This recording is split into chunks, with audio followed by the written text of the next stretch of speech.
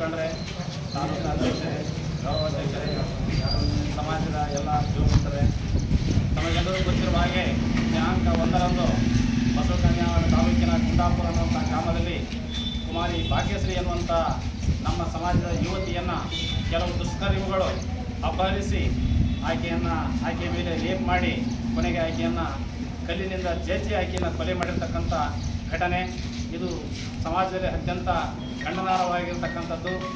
ಇತ್ತೀಚೆಗೆ ಸಮಾಜದಲ್ಲಿ ಏನಪ್ಪ ಅಂದ್ರೆ ಮಹಿಳೆಯರ ಮೇಲೆ ಅತ್ಯಾಚಾರ ಮಾಡುವುದು, ಕೊನೆಗೆ ಅವರನ್ನು ಕೊಲೆ ಮಾಡ್ತಕ್ಕಂಥ ಸಂಸ್ಕೃತಿ ಇವತ್ತು ರಾಜ್ಯದಲ್ಲಿ ಅಷ್ಟೇ ಅಲ್ಲ, ಇಡೀ ದೇಶದಲ್ಲಿ ಬೆಳೀತಾ ಇದೆ. ಈ ಒಂದು ಸಂಸ್ಕೃತಿಯ ವಿರುದ್ಧ ನೀವೆಲ್ಲರೂ ಒಟ್ಟಾಗಿ ಹೋರಾಟ ಮಾಡ್ತಕ್ಕಂಥದ್ದು, ಅಂಥವ್ರಿಗೆ ಏನಪ್ಪ ಅಂದ್ರೆ ಶಿಕ್ಷೆ ಕೊಡ್ತಕ್ಕಂಥ ಕೆಲಸ ಸರ್ಕಾರವನ್ನು ಮಾಡಬೇಕು.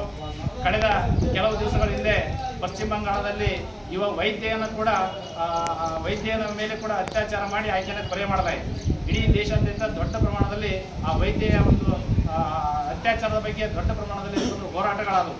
ಕೊನೆಗೆ ಅಲ್ಲಿ ಎಚ್ಚೆತ್ತಂಥ ಪಶ್ಚಿಮ ಬಂಗಾಳದ ಸರ್ಕಾರ ಈ ಥರ ಮಹಿಳೆಯರ ಮೇಲೆ ಅತ್ಯಾಚಾರ ಮಾಡಿ ಕೊಲೆ ಮಾಡ್ತಕ್ಕಂಥ ಆರೋಪಿಗಳನ್ನು ಬಂಧಿಸಿ ತಕ್ಷಣವೇ ಅವರನ್ನು ಕೆಲವೇ ದಿವಸಗಳಲ್ಲಿ ಅವ್ರಿಗೆ ಗಲ್ಲಿಗೇರಿಸ್ತಕ್ಕಂಥ ಕಾನೂನನ್ನ ಅಂತಂದ್ರೆ ಅಲ್ಲಿ ವಿಧಾನಸಭೆಯಲ್ಲಿ ಅಂತಂದ್ರೆ ಮಂಡಿಸಿ ಇವತ್ತಂತಂದ್ರೆ ಅಲ್ಲಿ ಸರ್ಕಾರ ಒಪ್ಪಿಗೆ ತೆಗೆದುಕೊಂಡಿರ್ತಕ್ಕಂಥದ್ದು.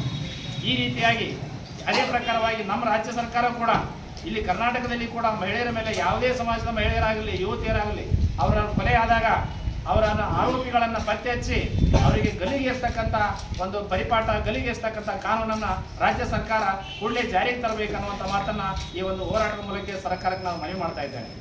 ಇವತ್ತು ಕುಮಾರಿ ಭಾಗ್ಯಶ್ರೀ ಅವರು ಅತ್ಯಂತ ಬಡತನದಲ್ಲಿ ಬೆಳೆದಿರ್ತಕ್ಕಂಥ ಮಹಿಳೆ. ಇವರು ನಮ್ಮ ವಕೀಲರು ಹೇಳಿದಾಗೆ ಇಬ್ಬರು ಅಕ್ಕ ತಂಗಿಯರಿದ್ದಾರೆ. ಕೇವಲ ತಂದೆ ಇಲ್ಲ, ತಾಯಿ ಮಾತ್ರ ಇದ್ದಾಳೆ. ಇಬ್ಬರು ಅಕ್ಕ ತಂಗಿಯರಿದ್ದಾರೆ. ಅದರಲ್ಲಿ ಓದ್ತಕ್ಕಂಥ PU ಸೆಕೆಂಡ್ ಓದ್ತಕ್ಕಂಥ ಯುವತಿಯನ್ನು ಆಗಲೇ ಸುಮಾರು 6-7 ಜನ ಯುವಕರು ಅಪಹರಿಸಿಕೊಂಡು ಒಂದು ಗೋದಾಮ್ ತಗೊಂಡು ಹೋಗಿ ಅಲ್ಲಿ ಆಕೆ ಮೇಲೆ ಅತ್ಯಾಚಾರ ಮಾಡಿ ಆಕೆಯನ್ನು ಕಲ್ಲಿನಿಂದ ಜಜ್ಜಿ ಆಕೆಯನ್ನು ಕೊಲೆ ಮಾಡಿರ್ತಕ್ಕಂಥದ್ದು. ಇದು ನೋಡಿದ್ರೆ ನಾವು ಯಾವ ಸಮಾಜದಲ್ಲಿ ಇದೀವಿ, ನಾಗರಿಕ ಸಮಾಜದಾಗೆ ಇರೋ ಅನಾಗರಿಕ ಸಮಾಜದಾಗೆ ಇರೋ ಅಂತಕ್ಕಂಥದ್ದು ನಮಗಂತ ಅರ್ಥ ಆಗ್ತಾ ಇಲ್ಲ. ಇವತ್ತು ಪ್ರತಿಯೊಬ್ಬ ಪುರುಷರು ಕೂಡ ಮಹಿಳೆಯರನ್ನು ಸಹೋದರ ಭಾವನೆಯಿಂದ ನೋಡಿದರೆ ಇಂಥ ಘಟನೆಗಳಾಗಲು ಸಾಧ್ಯ ಆಗೋದಿಲ್ಲ.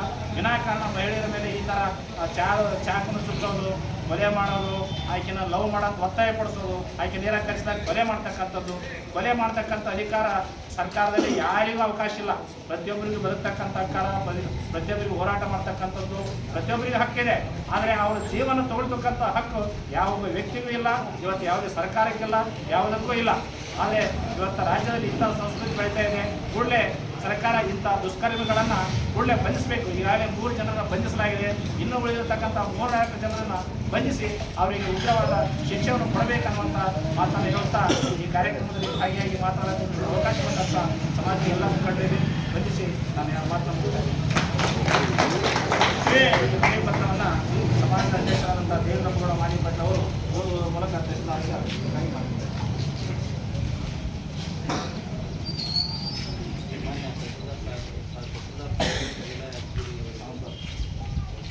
ಸಮಾಜದ ಸೋದರಿ ಶ್ರೀ ಭಾಗ್ಯಶ್ರೀ ಅತ್ಯಾಚಾರವನ್ನು ಖಂಡಿಸಿ ಉಗ್ರವಾದ ಹೋರಾಟ ಮತ್ತು ಅಕ್ರಮ ಮಾನ್ಯರೇ, ಬೀದರ್ ಜಿಲ್ಲೆಯ ಬಸವಕಲ್ಯಾಣ ತಾಲೂಕಿನ ನಿವಾಸಿಯಾದ ಸಮಾಜದ ಸೋದರಿ ಭಾಗ್ಯಶ್ರೀ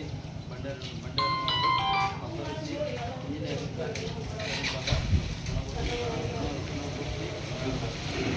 ತೀರ್ಥವಾಡಿಯಲ್ಲಿ ಅತ್ಯಾಚಾರ ಎಸಗಿ ಭೀಕರವಾಗಿ ಕೊಲೆ ಮಾಡಿದ್ದಕ್ಕೆ ಈಗಾಗಲೇ ಬಂಧಿಸಿದ ಆರೋಪಿಗಳನ್ನು ಕೂಡಲೇ ರಕ್ಷಿಸಬೇಕು ಮತ್ತು ಅಪರಾಧಿಗಳಿಗೆ ಆಂಧ್ರದಲ್ಲಿ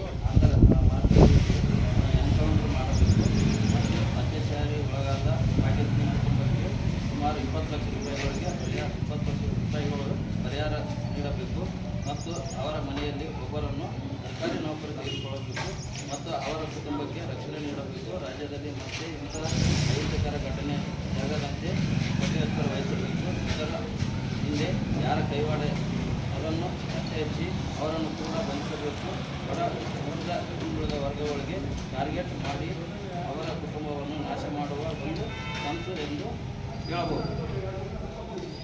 ಆದ್ದರಿಂದ ದಯಾಳುಗಳಾದ ತಾವುಗಳು ಅಪರಾಧಿಗಳನ್ನು ಈಗಾಗಲೇ ಬಂಧಿಸಿ ಆರೋಪಿಗಳನ್ನು ಗಲ್ಲು ಶಿಕ್ಷೆ ಗುರಿಪಡಿಸಬೇಕು.